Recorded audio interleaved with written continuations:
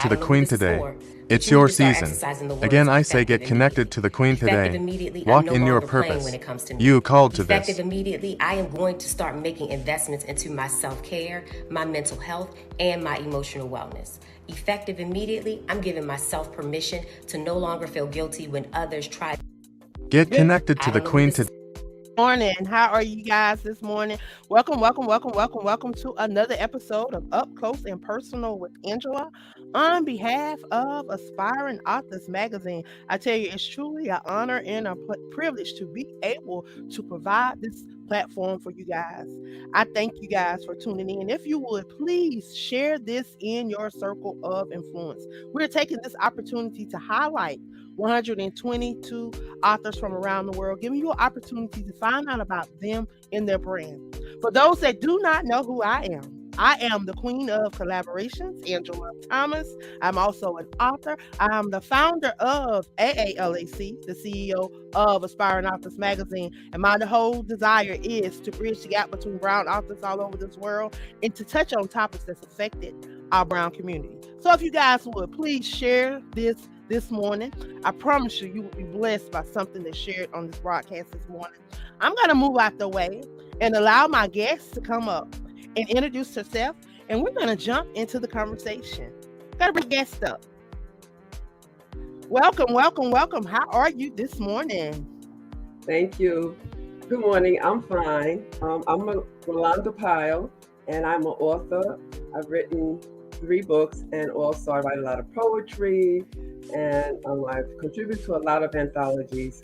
And also I'm a social worker. My profession is a social worker, and I work in the aging field. Right now I work with caregivers for taking care of someone with Alzheimer's and dementia.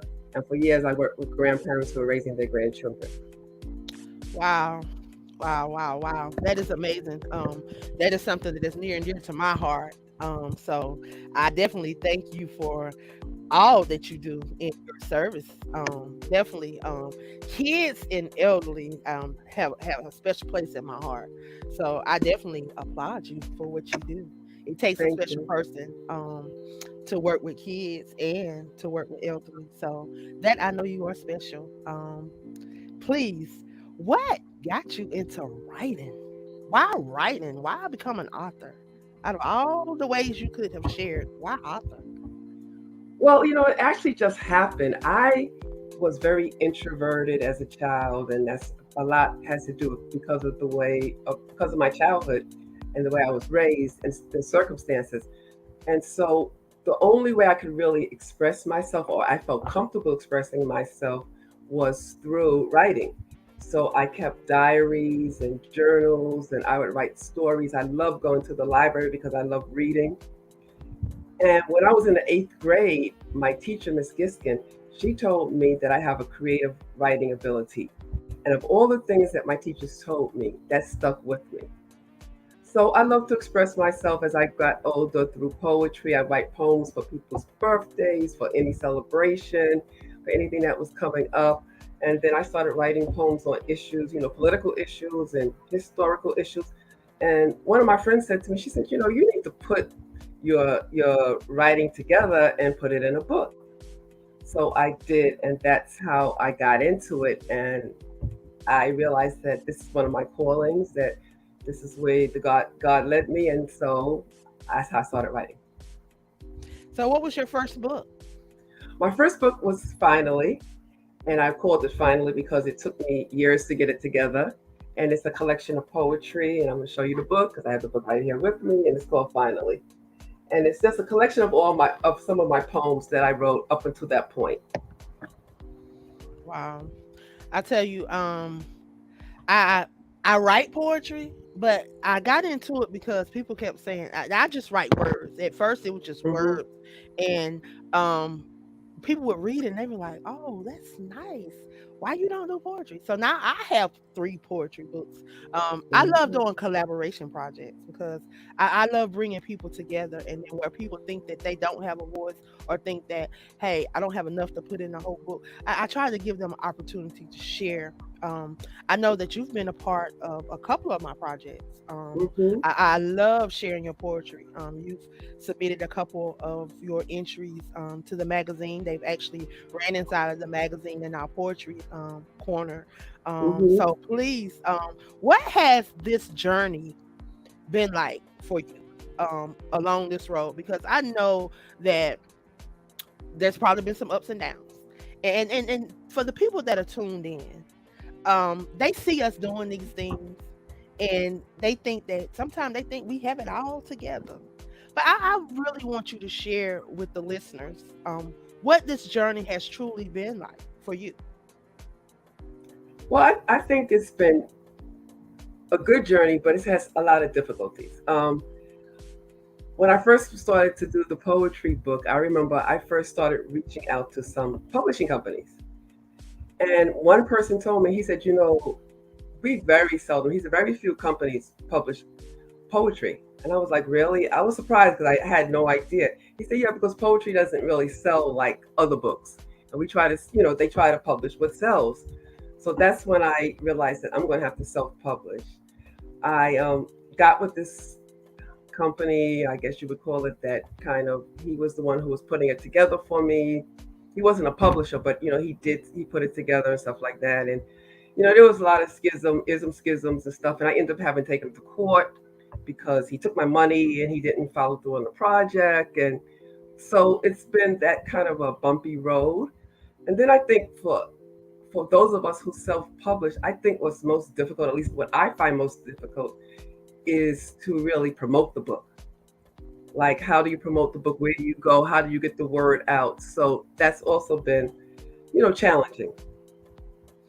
So that's one of the things that we try to tackle over here on our platforms. We try to Hmm. provide individuals with outlets and different things that they can do, because a lot of people get a book and they think just because they have this book that now they're finna be bringing in all this money that they about to start just bankrolling and just about to become a millionaire overnight. Well, it's not gonna happen. Right. And I Right. tell people all the time, you know, a book is a book. A book Hmm. is it's not what's gonna sell. Right. It's you connecting with your audience and providing them with something outside of the book. Like people can take their book. We do workshops and the different little classes, teaching people how they can take their book and build programs around their books. They can build memberships around their book. They can build different things around their book. They can extend their. I know individuals that do poetry as well, and they've taken their poetry and they've turned their poetry into actual monologues Hmm. Hmm. and Yeah. turned them into different Okay. things. People Yeah. take their books, they turn their books into plays, even turn them into movies. We just have to learn how to, expand that he's given us, and then we have some of us have chapter books. Some of us may have 10 to 11 chapters. You have 10 to 11 chapters, you have 10 to 11 possible income sources that you can bring in income, because you got 11 chapters. There's 11 things that you can break down and do. Hmm. And that's kind of what we try to, encourage people to do. We try to encourage people to stay relevant. You have to build a presence. And people have to feel comfortable with you. I've had individuals tell me they didn't care if I printed blank pages, that they would support me just because they support me. Hmm. Hmm. And that's the kind of relationship that authors and writers need to build with their platform, their audience, and those that support them. People need to feel comfortable, because when people feel comfortable with you and they feel like they genuinely know you, honey, they'll jump off the bridge for you. Yeah. That's true. That's They true. will. Hmm. So that's one of the things that we try to do over here. We try to help encourage individuals to, stay relevant. That means stay visible. That means stay going to these events. When you have local events in Yeah. your area, make Hmm. sure that the people in your community know who you are. And those people that host all these events, make sure that they know who you are. So when they have these events, they can invite you to these events so you can stay relevant in your community. That's what I've been encouraging people to do. No, we Right. can't we can't sit down on these gifts. He gave you the gift of poetry, allowed you the opportunity to put it in books. So now you not only do you have an opportunity to share with your elderly clients, those people that you work with on your job, but you can share with your co-workers. You Mm-hmm. can share out in the field when you're out in the field, because people don't realize that words and poetry sometimes can soothe whatever you're going through. Yes, yes. It can take you to once you get in that book and start reading, it can take you to a whole nother world, Mm-hmm. and you forget about all that you're going through. So, how are some of the ways that you've been able to utilize your books to promote your message and what you're trying to get across to the people? Well, in addition to the poetry book, I have a devotional, which is a compilation. It's kind of like an anthology, but it's a compilation of different devotionals that people submitted and shared some of their stories, some of their testimonies. So I think that's a good way that, the word of what God has done for them gets out. And then and this is and it's called Beneath His Everlasting Wings, and this is the book, Beneath His Everlasting Wings. And then I have a children's storybook, and that's my latest project, and it's called Grandma's Hands. And really, I wrote this book because of what I went through as a child, and I wanted to get it out to children so that they would know that they're not alone in the situation. Wow, that's amazing. Could you please share a little bit about your children books Okay, and your devotion? okay. Well, the devotional was just really like I said, I had several people, maybe about 12 people. They submitted their different stories, different things that God brought them through, and how they overcame it. And so it's really a collection of different testimonies, really. In the And form of a so, devotion. yeah, in the form of a devotion. And I also submitted a couple of mine. So it's really like a devotional, but it's a devotional story. It's not like, a one-page devotional. It's like an entire Right. story devotional. So, and it's really powerful. Some of the testimonies are so powerful, and it covers all kind of things. So all kind of life experiences and how people overcame them. Wow. And I so that's. really like devotionals, and Hmm. especially when they are anthologies, because it gives individuals, and this time that we're living in now, coming out of the pandemic, a lot of people not able to attend services, so a lot of people had Right, to right, revert to a lot of different things. So you were seeing people, depend on different resources, because people weren't going to church. And right, then even people that may be experiencing church hurt and just not going to church because right. whatever the reason is, you know, God has allowed a lot of us the opportunity to share through anthology so that people can see, hey, somebody else been through this too. And just as he's delivered them and they overcame, hey, you can do it too. And then you Exactly. see different people experiencing somewhat the similar same things or whatever, but how they differently handled those situations. So we get to see living testimonies of different people. So people won't say, oh well, that's so and so and that's so. No, they actually get to see God at work through other people and other people Right. sharing their story, because it's Exactly. the word say we overcome by testimonies. Right. So Exactly. them being able to share their testimony and people being able to see God at work, I tell you, that is amazing. That is amazing, because in this day and time, everybody's not going to church, and sometimes them picking that book is gonna be the only Jesus that they see. So I Exactly. thank you for that. I thank you for that book and the children's book. Okay. Exactly. What is the children's book about? Okay. So I'm going to tell you like a little history how I came to write the children's book because I'll give you more of it. I as a child, I was the oldest of three siblings. We were like 10 months apart, and my mother left us with my father, and she left, and we didn't see her again for like 4 years. And my grandmother stepped in to help my father and with us. And my grandmother was the one who was the nurturer, and she helped us. And my father was a disciplinarian; he was a provider, and she helped him to raise us really. And my grandmother, she died when I was 11. But my one of the things that used to bother when I was a child, I always felt like incomplete because I didn't have a mother in the home. And even one of my friends told me, like a couple of years ago, we were talking, and we were childhood friends, and she said she always thought that when I was her friend, she said she always wondered if I was her friend because I liked her or because I liked her mother. Because I would always be around friends, go around my friends. I would always like go to their house and be talking to their mothers because that's something that I lacked in my life. And I never really felt whole. And I'm sure there were a lot of, and I know now there were a lot of people in the same situation, but I didn't know any at the time. But when I was in junior high school, one of our required reading was Maya Angelou's I Know Why the Caged Bird Sings. And I read that book, it was like, wow, there's somebody else who's going through the situation. And I identified so much with that book.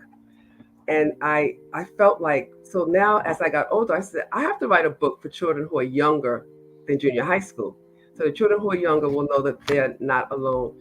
So the book is about a girl named Shonda, and she has to leave her class, leave her state to go live with her grandmother because of situations. And her teacher tells her something that helps her in this journey. But that's the reason why I wrote the book and what led up to the book. Wow. Um, my experience as well. Mm-hmm. I lost my mom 12 days after my 16th birthday. Wow. And my experience was a little different from yours because I didn't have my father in my life. Mm-hmm. So my sister, which is 10 years older than me, she stepped in Mm-hmm. and pretty much finished raising me. There was a point where my sister, she decided to move to Atlanta, and I didn't want to move to Atlanta because I was playing basketball. I was hoping to get a scholarship, and I was doing these things, and I wanted to stay behind in hopes that these things would work out for me. So I ended up staying with my dad's sister, which was my auntie. So that was my little journey. But a lot of people, you wonder when you going through that, is there anybody else that is Exactly. experiencing what I'm experiencing? Mm-hmm. Because there were a lot of times like you, I wondered, I didn't feel whole. I didn't Mm-hmm. feel complete, and I see now as I look back over my life that because of that feeling unwholeness, um, allowed me to go down a different road and allowed some of the darkness in my life. Um, so yeah, thank you for that book because kids need to be able to relate and they need to be able to understand that they're not alone in no situation. Mm-hmm. But definitely when losing a parent, because when you lose a parent, you sometimes blame yourself. Right. Yeah. I know I went through that. I went Mm-hmm. through that. So I thank you for that. That is powerful. That is very powerful. Thank So what you. are you working on now? Well, I'm working on several different projects. A couple of people, well, a few of my colleagues, they're trying to encourage me to write a children's book about like the continuation, like after Shonda goes to live with her grandmother later on in life. Her grandmother gets Alzheimer's and dementia because that's what we work in, and how because now we're finding that a lot of grandchildren who went to live with their grandparents, that's what they're dealing with. So they are trying to encourage me to write a book about that. So I'm thinking about that. But one of the things I'm working on is my memoir. I want to tell my life story. And so I'm working on that, and hopefully, that'll come across. That'll come, I'll finish that in the near future. I'm also working on, like, I have several projects that I'm always contributing to different anthologies. So I have a few coming up that I'm contributing to. And of course, I'm always writing poetry about something.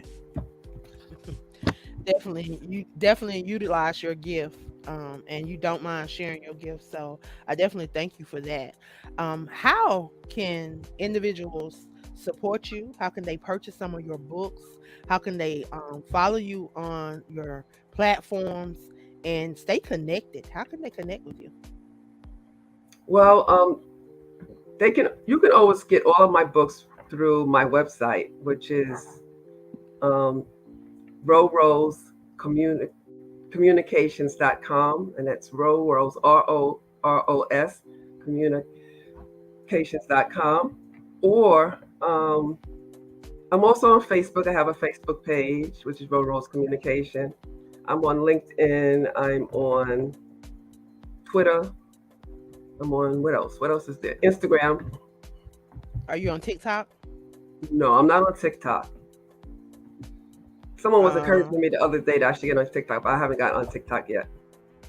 Yeah, TikTok is like pretty much like Instagram to me. A lot of videos, a lot of pictures are shared. People do reels. They do little small clips. I like it. And then you can share the content that you have over there on various platforms. You can download it and just share it across your platforms. Okay. I think it's a pretty good community. But I just love social media, period, because it gives us an opportunity to connect with people that we normally wouldn't be able to connect with. Because during the pandemic, I had the opportunity to be in Africa. I had the opportunity to be in Dubai, had the opportunity to be in Paris, had the opportunity to be before a lot of platforms that, hey, I normally may not have been able to be privileged to. So I'm thankful for these various outlets and for all the individuals that allow us to be a part of what they're doing and sharing. See, I'm like you. A lot of people complain about social media and they talk about the bad parts, which it does have some bad parts to it. But for me, I see the good parts because to me, it's helped me to connect with so many people that I normally would not have been able to connect with. So many people that I wouldn't be able to stay in contact with. And, I'm in like a lot of author groups and I see a lot of opportunities there. I'm in a lot of book groups and, even social work, a lot of social work groups. So I get to really connect with a lot of people. And even for family who, my family lives all over, so it's easier. So I'm with you. I agree with you on social media. Yes, I tell people it's not. It's usually not the source, but the people that are using the source. Like guns. Guns do not kill by themselves. Right. It's the people that use these guns. So if you want to use social media as a weapon, then it will be a weapon. But if you want to use it as a resource, it will be just that, a resource. I've been able to reconnect with old classmates, old family members. I've met family members that I've never met in person before. Because like you, I have a huge family, and I have a family up in Philadelphia, up in Pennsylvania and New York area. A lot of them I never met before. Like this year was the first time that I've met a lot of my cousins from Philadelphia. They actually came down to my birthday and celebrated my birthday, but it was the first time we've actually met in person. But how about I knew their older siblings, because their older siblings used to come down during the summertime and stay with us during the summertime and stay with our great grandmother during the summertime. So we had an opportunity to get to know them. But I tell you, social media is great for those that utilize it the proper way. So you said that you're going to be working on your memoir, and hopefully we'll see a follow-up to the children's book. Oh no, I also have a second poetry book coming out. And it's going to come out next year probably. Okay, so we have a lot to be looking forward to. So I want to encourage everyone to make sure that they are connecting. So please go over, check out our website. See if you can find her on Facebook. Check her out on social media. Make sure that you don't just go over and check her out. Follow her, like what she's doing. Y'all, we try to share content. We try to share encouraging words. We just try to be.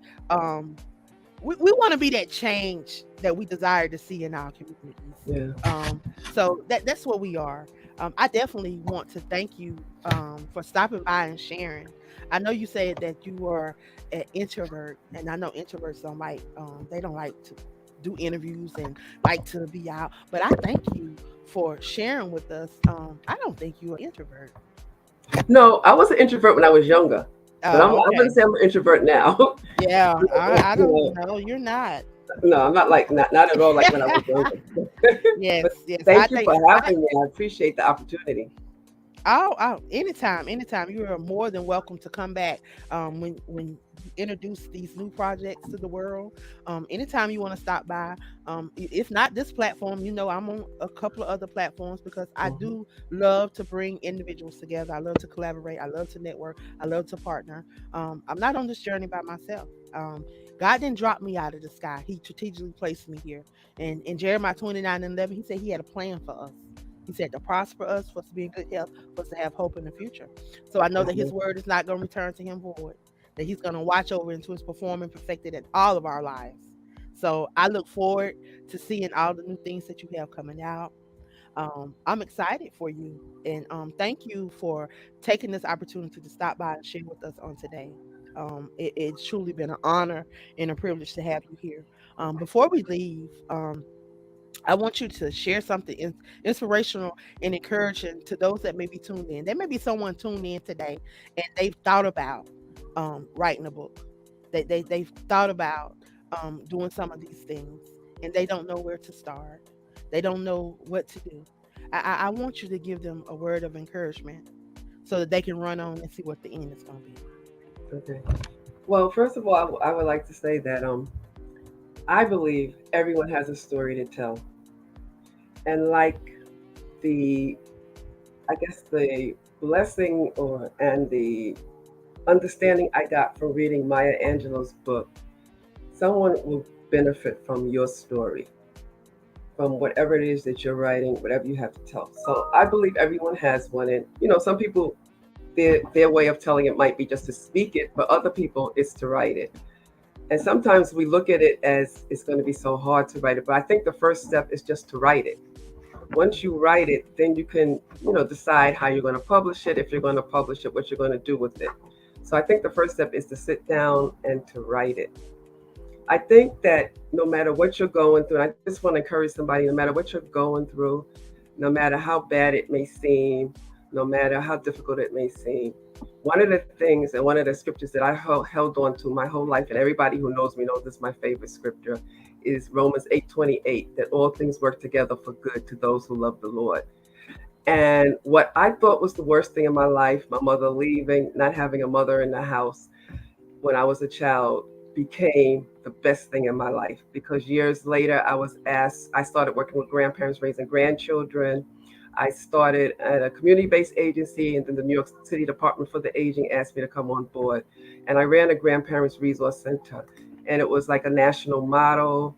I was in newspapers, I was in on television. I got to speak to governors, to the mayor, to different people, and I never in my life thought this kind of thing would happen.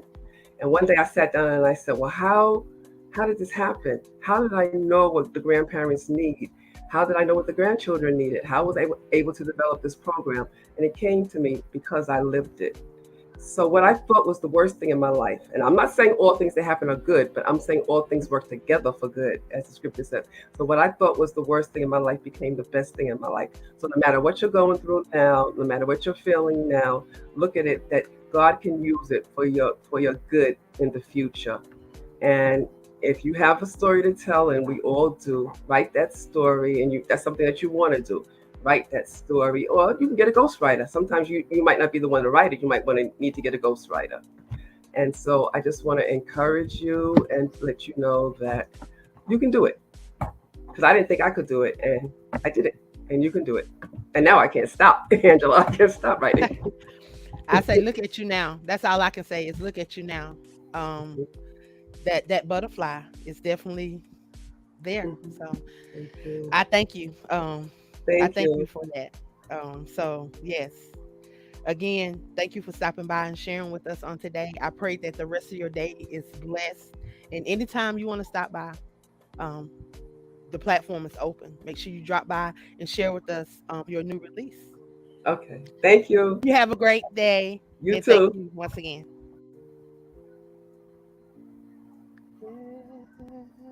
I want to thank you guys for tuning in for another episode of Up Close and Personal with Angela. I hope you guys have been blessed on today. Please make sure that you go over, check out her website, check her out on Facebook, get to know her.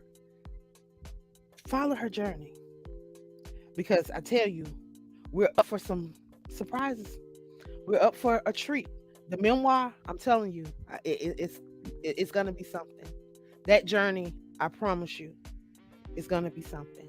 So y'all, please make sure that you're supporting our platform. Go over and don't just like. Make sure that you follow her so that you can stay connected. Again, I am the queen of collaboration, Angela Thomas Smith. I'm the founder of AAALAC, the African American Author Literacy Awareness Campaign. I'm also the CEO of Aspiring Authors Magazine. Our desire is to bridge the gap between brown authors all over this world. I hope you've been blessed on the day by something that was shared. If you have, please share this in your circle of friends. Y'all have a great day. Join us Thursday, September 15th, 8:15 p.m. It's your time, sis. Get your heart together. Get your mind together. Forgetting those things that are behind, sis. It's your time. It's your time. It's your time. It's your time. Not in no cute church way, but because you're going to roll up your sleeves and start doing the work. I reached my breaking point. I can't be this way no longer. I can't think